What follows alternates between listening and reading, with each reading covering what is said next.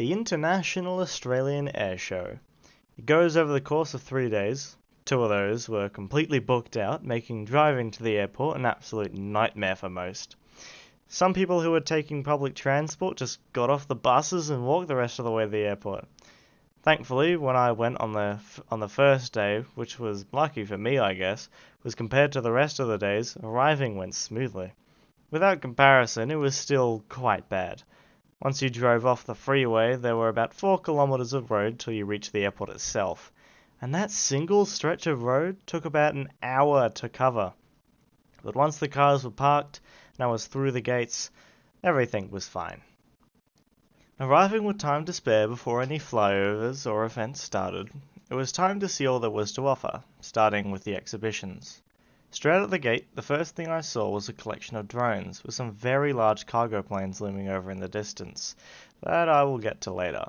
To be completely honest, I know jack about drones, so I didn't really have a clue what I was looking at. But a few things to note were, damn, these things are large. Much larger than I expected them to be. Now, I don't have a size that I thought they would be in my head, but still, look at this thing. You could probably fit someone in there if you wanted to. But here is the Ghost, the only drone I caught the name of. This one is much more the size I was expecting. Next up on the list was looking at the cargo planes. I knew these things were huge, but seeing them up close is just a whole different experience. Having a large number of people walking through and getting a look just like I was, gave me an idea of just how many people you could be able to fit in such a thing, if the need arised. Something I was very excited to see was the poster boys of the whole air show, the F-22 and the F-35. I got to see both of them up close and in the air. Let me tell you, these things are magnificent.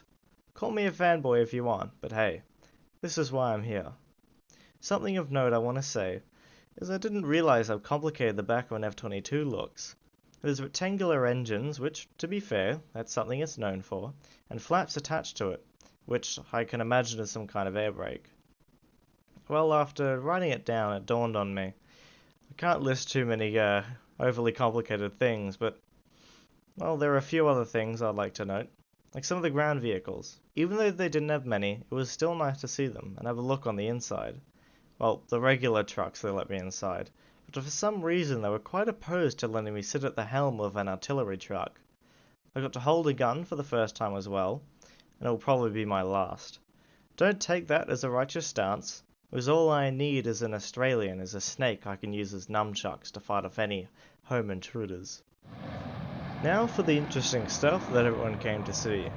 As a disclaimer, the only camera I had to take these videos was my phone, so they're not going to be very good, but keep listening along if you want. First up was the F-22 showcase, provided to my eyes by the US. They were more than happy to show off their pride and joy, and I was more than happy to indulge them. It was truly a very impressive display. It was so fun and exciting to see a plane dance around the sky with such ease, and every time it turned around to the crowd to light its afterburner, you could feel it.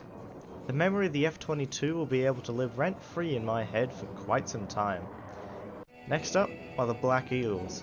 Hailing from the Republic of Korea, I did not get too much footage of them, but it was one impressive performance.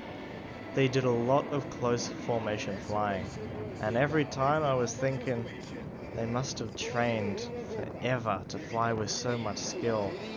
And to cut the suspense short, the answer is 800 hours of flight time each. Back in the ring as the F-22 was not quite done, alongside with the F-35 being a bit more conservative while showing off their capabilities. I still get to see another demonstration of them. Guess the RAAF is a bit protective. Something very impressive I would like to mention is they did a very slow pass by with both planes. Sitting on their powerful engines, they displayed just how well they can keep themselves in the air. Now last but not least, I'll let the bad quality videos do most of the talking, but first, the biplane firework display.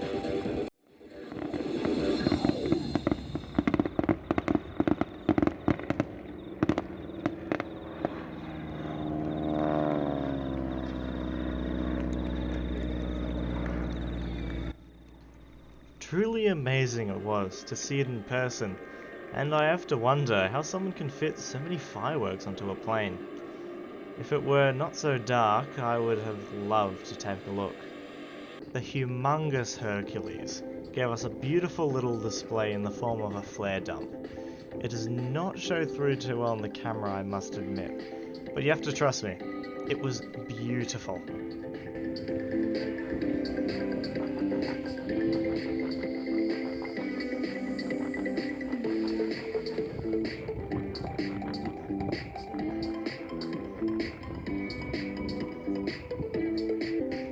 Now, here is the highlight of the whole night, the Wall of Fire.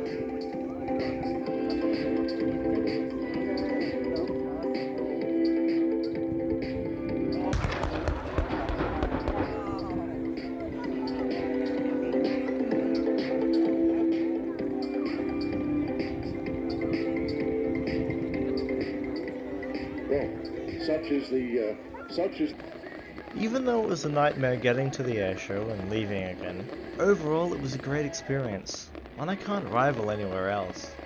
This video was much more of a passion project than anything else, so I thank you guys for making it this far to the video. And if you like this more IRL style video, make sure to let me know in the comments below, because it's the only way I know. See you next time!